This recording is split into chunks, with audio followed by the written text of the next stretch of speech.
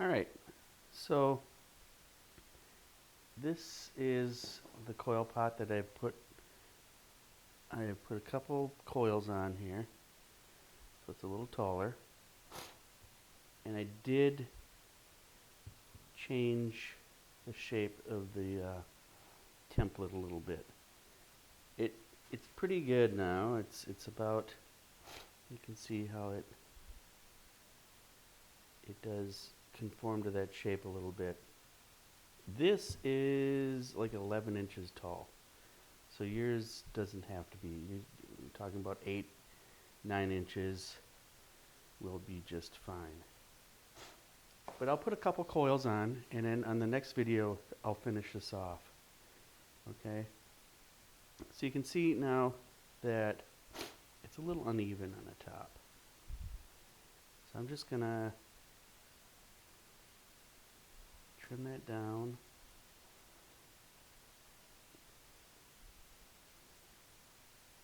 Just so it's a little easier to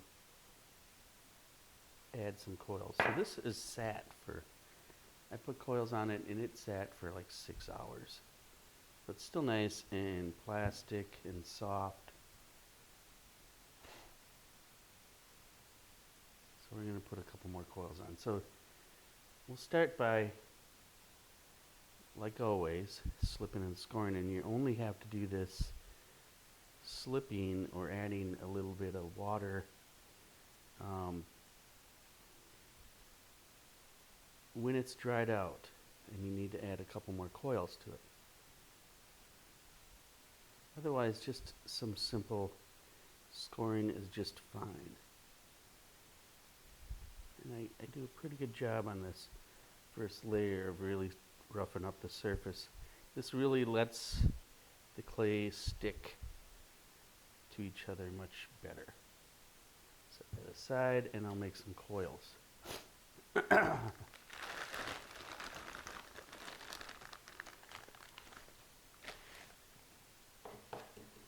Again, I always try to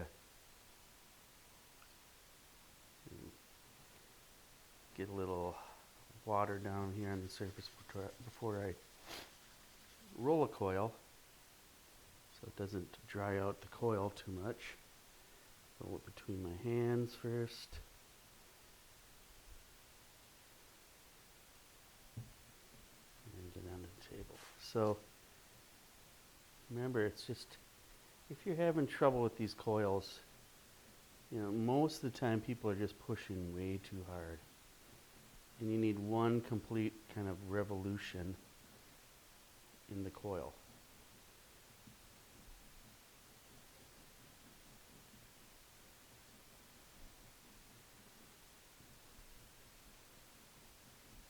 Getting a little thin here, but on this side. Not on too thick. And notice the thickness of the piece. You know, it's under a 1/2 inch. You don't want big, heavy coil pots. You know, people think, well, it'll be stronger and won't collapse, but actually the big, heavy, thick coils are heavy and they will collapse sometimes easier. So I'm going to attach this coil.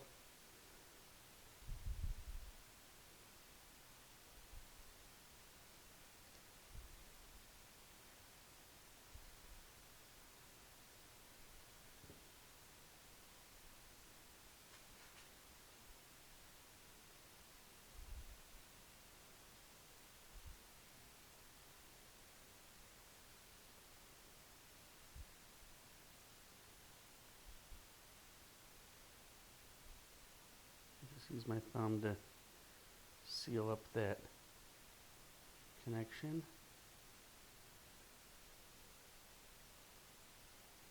Do the same on the interior.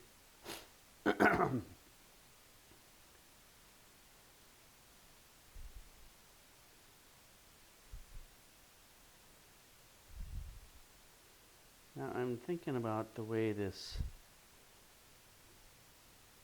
shape is going to be working with my template here. Okay. I need to need to kind of going straight up now, and then need to start coming back in. So I want to be careful of the way I hold my hand. And I can hold on to this pot still and not be working on the table, which is kind of nice because I can see what's going on with the shape like this. If it's on the table and you're working from the top, it's kind of hard to see that shape. If you can't hold it, you know, if it's too awkward, that's fine. You know, you don't want to damage the pot. But I like to be able to, these are small pots, these are not, you know, 8 to 10 inches is a pretty small coil pot. You know, if we were dealing with something that was 20 inches, then you couldn't do that. So I like to keep on top of the surface on these. You know, you keep smoothing and keeping it from being really lumpy from the beginning. It'll be a lot easier to manage that surface rather than waiting until it's, you know, too dry to do that. You may only be able to put 2 coils on. That's all I'm going to do.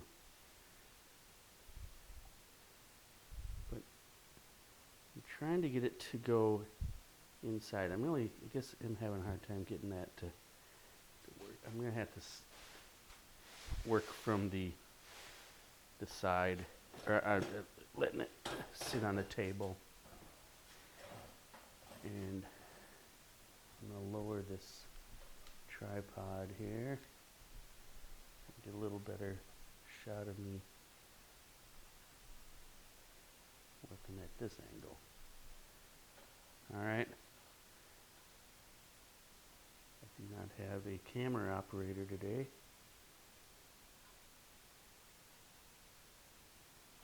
So I'm doing this.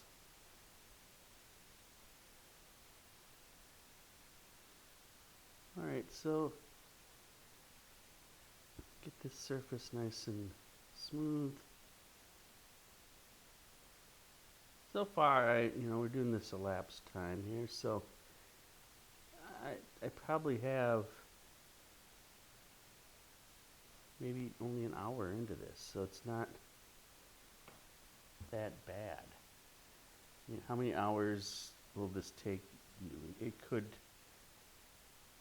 take a total of, I can't see more than, 4 hours to 6 hours tops on these. I mean, we're going to get the rest of the week and next week to finish them. You just really got to make sure that you're, not letting them dry out.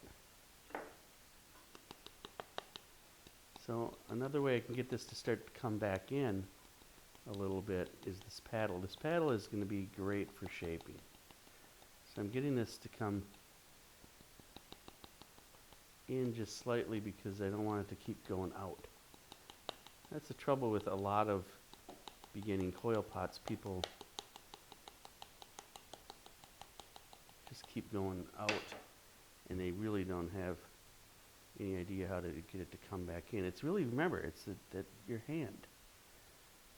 If it's like this, you're going to have outward walls, all right? This straight. This, if you want it to come back in, you can hold your hands like that. It's pretty simple. And the placement of that next coil should be towards the interior. I don't want to keep putting them on towards, if I keep putting them here, it's going to encourage it to go out. You figure it out, and you try to work 2 inches at a time, and it really doesn't take that long to make this pot. All right. So I'm going to do one more coil, and that will give me, right now, I'm sitting at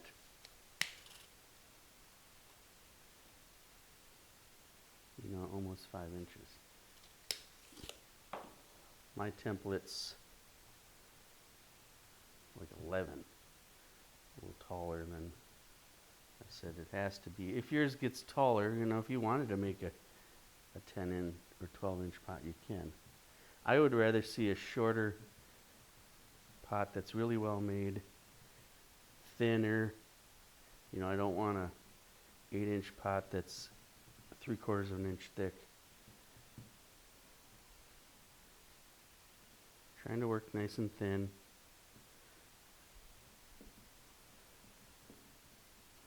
If you're getting something that's like just way too thick,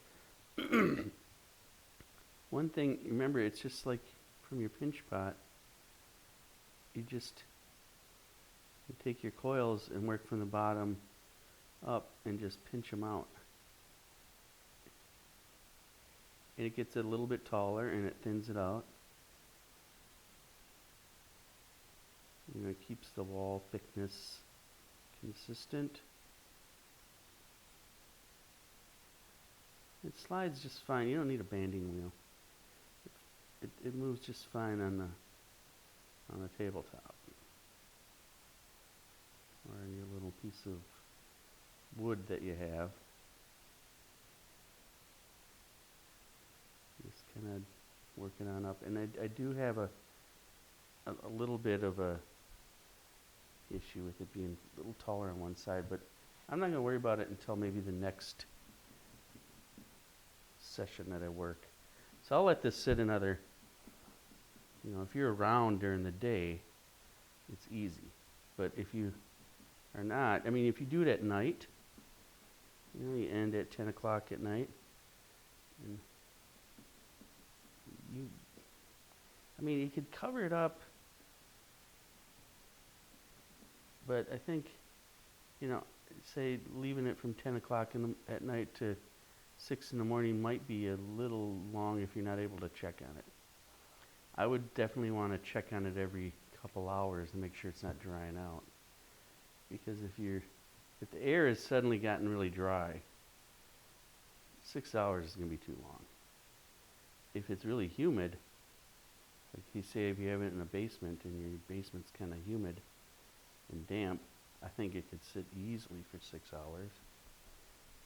But if it's in your house with air conditioning going, 6 hours is going to be too long. The space that I'm working in is a converted garage into a studio, and it's, I don't have air conditioning in here, so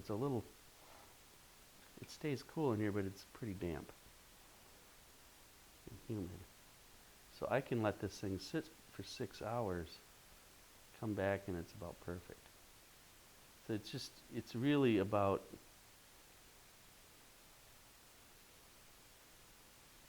there's no one answer solution here for how long things take to dry. So I put that towards the inside, and you can see it starts to encourage it to go inward. And now, I'm not going to be holding it any longer. I'm afraid if I do that, it's going to get a little floppy here towards the top. So I have to leave it upright.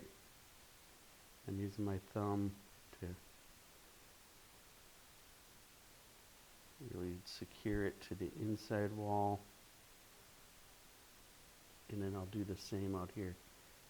And you can see that it's a little lopsided, a little taller on one side. And I'm not going to worry about that until I put my next coil on, and I'll trim it. So that's why I'm really giving you guys a lot of time on this. I realize that you can only go a couple inches at a time. I don't want people to try to build, you could build an 8-inch pot in an hour. It'd probably be really thick. It'd be hard to control the shape. It wouldn't be a very good pot. So taking your time, letting it set up, is a way better solution. So really think about 2-hour intervals that you can leave it unattended for, and then check on it. And then you'll get an idea how long it takes to dry in your, in your space. So now I think it's a little thick right there. So I'm going to take and do this kind of pinching method. And I'm just using my thumb and my pointer finger. And I'm not squeezing too hard. If you squeeze too hard, it's going to get too thin and maybe get wide. So you got to kind of guide it to the inside because I want it to go inward now.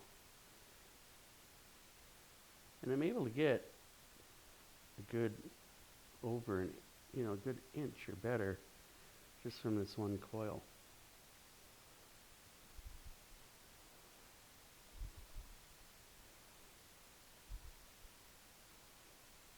Once these firm up a little bit, the paddling does help. You just have to be careful not to hit it too hard.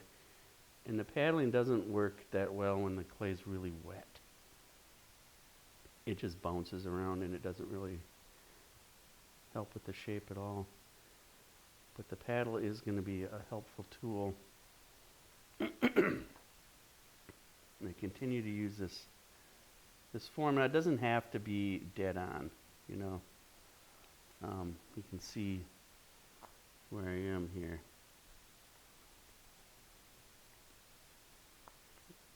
Zoom out a little bit.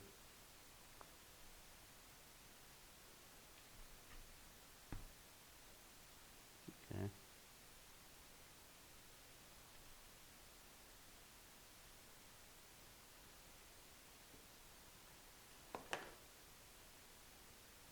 So those lumps, they don't bother me right at the moment.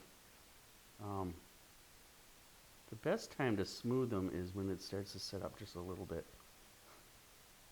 Probably a little wet right now, but I can run this serrated rib over this and just get it. What that does do, which I think is nice, you can't use this once the clay gets too hard because it's hard to get those score marks out, but it does take out those lumpies. It's kind of like a file.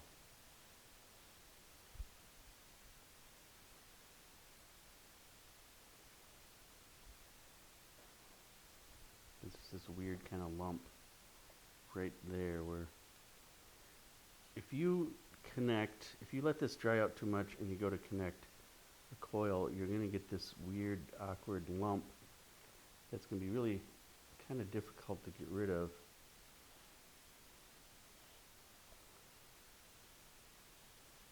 How hard can you connect a new coil to your pot? I mean, how hard can you let that get? Well, once it loses its flexibility and you can't really wiggle it, that's when you might run into problems with the coil not staying on there. It might crack and fall off because the clay starts to shrink a little bit. And a good sign of the clay starting to shrink and lose water is it loses its flexibility. So I'm not going to worry a lot about getting this surface perfect right at the moment. I'm going to let it set up just a little bit. Because if I just push on it right now, the clay just moves around. And it's not going to... But I want to get those deep lines out. So this nice red rib works. Just do a lot of smoothing. When you hold that rib, you hold it and try to conform to the curvature of your pot. Don't be tempted to add water. Water is not going to help with smoothing. Just, it doesn't get absorbed into the clay, it just floats on the surface, and it just makes a mess.